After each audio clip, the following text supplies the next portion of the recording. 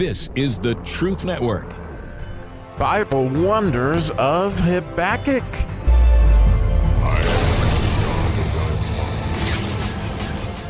Oh, we are continuing. How fun. Continuing with the Vav verse, which in its own way means to continue in the third chapter of Habakkuk. It would be the sixth verse. And I'm going to read it in the King James Version, but then I'm going to go ahead and read it in the Rashi or the Jewish version, because to me the translation is more helpful. And we'll dig right on in. So the idea of the Vav, again, is a continuation, and I'm sure that it continues through time as you read the Vav sections of the 119th Psalm, and so you'll see completely how this connects to this verse. I think it's almost miraculous how the Holy Spirit just guided Habakkuk to use these ideas in these verses, not unlike King David did in the 119th Psalm and other verses in other Psalms. So the sixth verse reads, "He stood and measured the earth, he beheld and drove asunder the nations, and the everlasting mountains were scattered, and the perpetual hills did bow. His ways are everlasting."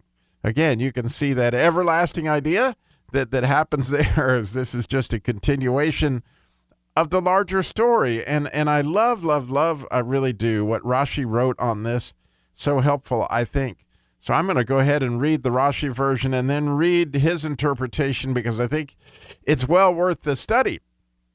So their translation of this in English reads, "He stood and meted out to the earth. He saw and caused nations to wander. And the everlasting mountains were shattered. The everlasting hills were humbled. The procedures of the world are his." And so here's his commentary, which says, he wanted to examine minutely the case of the generations of the flood, to mete out to them and measure for a measure, and he meted it out. He stood to be understood in the sense of Isaiah 3:13. The Lord stands to plead, and he stands to judge the peoples. He waits and examines the case minutely. I love that. And then it says he meted out to the earth, and it says they sinned with heat, and they were judged with boiling water. And then he said he saw the generations of separation, who since they were of one language, all came upon the plan. It was written in Genesis 11:1, and all the earth was of one language. I just think that's spectacular. We've been talking about how this is Rashi sharing the larger story, and the larger story is that the nations were all of one language. But as he scattered them, he did that by giving them, according to this, you'll read in a second, 70 different languages, which caused them all to move about. And it says, and he caused nations to wander. And it says, and here's Rashi's version, it says he caused them to jump into 70 languages. And it is said in Leviticus 11:21, to jump with them on the earth. And in Job 37:1, my heart trembles and jumps from its place. And he's making reference to that idea of making the nations go asunder, that they're literally jumping due to the fact that they can't understand each other anymore. And again, getting back to the everlasting story. And then I love the everlasting mountains here. He says, the heavenly princes of the nations. And so when it says he made the mountains tremble, that word mountains is beautiful in Hebrew. It's the idea of expression of headwaters. And so princes, to an extent, are that expression. And again, the fact that he confused their languages meant that the headwaters could no longer, associate with one another, and thus he sent them asunder, so to speak. And it says, the procedures of the world are his. He demonstrated to them all the procedures of the world are his. In other words, and that word procedures might be translated the wanderings. And of course, we see this a lot in the unfaithful, as we saw in previous chapters of Habakkuk, that when you have no faith in anybody, you run around scared. You become paranoid. And as people, unfortunately lose faith, then they wander more and more and more and more. And it's interesting that apparently the Lord, according to this, is involved in all this wandering in all these procedures. Well, you can't help but think about, or I can't help but think about, as I studied this and thought about it, that, oh my goodness, is this so true that in my own life, right, I moved literally before I came to Winston-Salem over 40 times in 33 years. So I moved from Albuquerque to Colorado to Texas to Georgia to, I lived in many, many, many states. I was born in Pocatello, Idaho, lived in Colorado, 3 or 4 places in California, lived in Chicago, lived in Grand Blanc, Michigan. I lived in Savannah, Georgia. And I lived in Winston-Salem and Greensboro and Raleigh and Kernersville. And, in other words, wandering has been a big part of my life up until I came here. And what's amazing is that after I got to know the Lord and married my wife, we have settled in this place and have been here now for over 25 years. It blows my mind because the first part of my life when I was faithless was so full of wandering because you're searching for something and you don't know the whole time. The Lord is close. In other words, I love the idea of the letter Kuf, because it has to do with proximity and holiness. As we get closer to God, right, there's no need to wander because you feel safe. You feel safe with your family. You feel safe at home.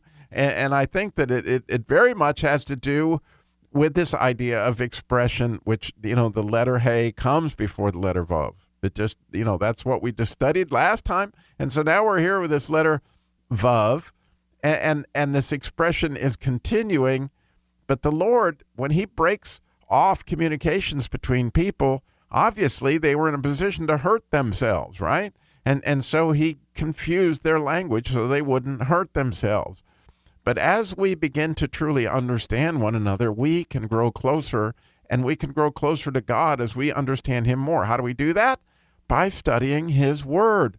By getting to understand his expressions, by understanding the building blocks of language that he gave us in Hebrew, which was the first language, and which he did confuse. All the others came out of it. And to me, as you may have heard me speak of this clear back in some of my earlier podcasts on the 119th Psalm, that I read the book Think and Grow Rich by Napoleon Hill. And in the beginning of that book, He said in that book would be the secret of Andrew Carnegie's millions. And again, the idea of his millions was actually his riches from my standpoint, a kingdom standpoint. And he said inside every chapter was a secret, and it would come to your mind when you were ready, but he wouldn't come out and tell you. So I read the book like 7 times to try to discern what the secret was. And the secret was that when people get on the same page and when they truly communicate and come into harmony, come into community and the same thing, they become phenomenally powerful. And here's the example that he gave, which is to me a perfect example of what happens. This is the opposite of what happened in Babylon and opposite of what caused the people to be set asunder, those princes. But God now wants to bring us all back together into community. And here's what happened with Charles Schwab was apparently not an E.F. Hutton guy, but actually a manager of steel mills. And there was a steel mill that was the most underproducing steel mill in all the mills. So he went in there right at like 3 o'clock in the morning or something like that, right when the shift changed from the night shift to the morning shift. And as the night shift was coming off, he asked them, how many pourings did you make last night? And they said 7. And so he took a piece of chalk and right there on the shop floor, great big cement floor, he made a gigantic 7. And he just walked out. And so what happened was, obviously the next shift comes in. What in the world is this big 7 doing in the middle of the floor? Well, the big boss came in, Charles Schwab, and he wrote that 7 because we did 7 pourings last night. Well, you can imagine that the next shift, what did they do? They worked together so that they could make 8 pourings. And the next group wrote a big 8, right? And then the next shift came on. What's the big 8 right there? Well, that's the pourings that they did. They did 7. Whoa, well, we better do 9. And the next thing you know, the worst producing steel mill in all of Andrew Carnegie's steel mills became the number 1 producing steel mill as everybody got on the same page and made the main thing.